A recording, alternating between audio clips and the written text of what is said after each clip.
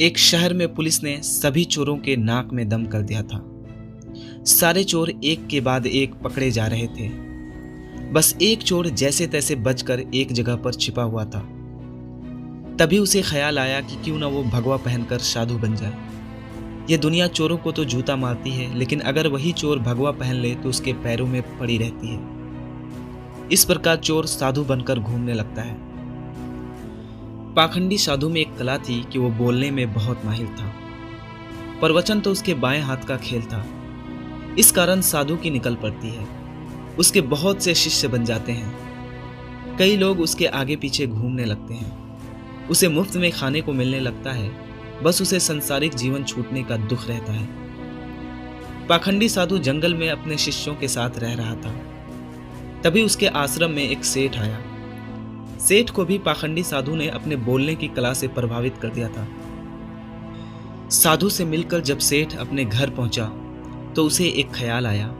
असल में सेठ को एक दुविधा थी। उसके पास बहुत सोना था, जिसे चोरों के डर के कारण वो अपने घर में नहीं रख सकता था। उसने सोचा कि क्यों न ये सोना साधु बाबा के आश्रम में रख दिया जाए, क्योंकि साधुओं को कभी कोई मोह माया नहीं रहती। वो तो भगवान के रूप होते हैं। किसी को ऐसे देवता पर शक भी नहीं होगा कि उनके आश्रम में सोना गड़ा हुआ है। ऐसा सोचकर सेठ दूसरे दिन सोना लेकर पाखंडी साधु के आश्रम आता है और उससे पूरी बात बताता है। फिर क्या था, पाखंडी साधु का तो दिल गदगद हो गया। उसकी आंखें तो उस सोने की पोटली से हट ही नहीं रही थी। उस सेठ ने सोने की पोटली आश्रम के एक पेड़ के नीचे दबा दी और वहां से चला गया। अब साधु को नींद कहाँ आनी थी। वो रात भर उस सोने की पोटली के बारे में सोचता रहा। उसने सोचा अगर ये सोना मिल जाए तो जीवन तर जाएगा।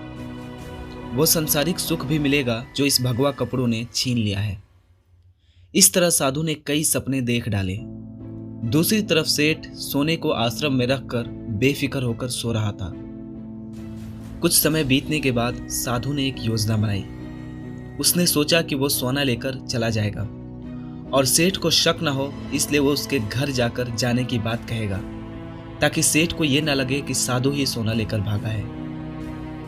अगले दिन साधु सेठ के घर जाता है। सेठ के पास एक व्यापारी बैठा रहता है। साधु को आता देख सेठ खुशी से झूम जाता है और कई पकवान बनाकर खिलाता है। साधु सेठ को अपने जाने की बात कहता है। इस पर सेठ दुखी होकर उसे रोकता है, लेकिन साधु कहता है कि वो एक सन्यासी है, किसी एक जगह नहीं रह सकता। उसे कई लोगों को मार्गदर्शन देना होता है। ऐसा कहकर साधु बाहर निकलता है और जानबूझकर सेठ के घर का एक तिनका उठा ले जाता है। थोड़ी देर बाद साधु वापस आता है, जिसे देख सेठ वापस आने का कारण पूछता है। तब साधु कहता है कि आपके घर का यह तिनका मेरी धोती में लटक कर मेरे साथ जा रहा था, वही लौटाने आया हूं। सेठ हाथ जोड़कर कहता है, इसकी क्या जरूरत थी।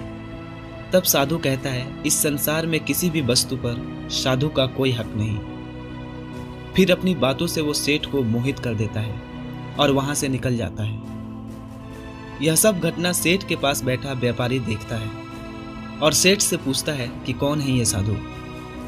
तब सेठ उसे पूरी बात बताता है, जिसे सुनकर व्यापारी जोर जोर से हंसने लगता है। सेठ हंसने का कारण पूछता है। तब व्यापारी उसे कहता है, तुम मूर्ख हो, वो पाखंडी तुम्हें लूट के ले गया।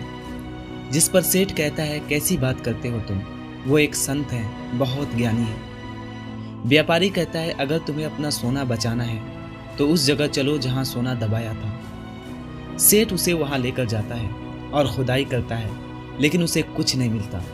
वो रोने लगता है। तब व्यापारी उसे कहता है, यह रोने का वक्त नहीं, जल्दी चलो, वो साधु दूर नहीं गया होगा। सेठ और व्यापारी पुलिस को बोलते हैं और पुलिस उस पाखंडी साधु को ढूंढ लेती है।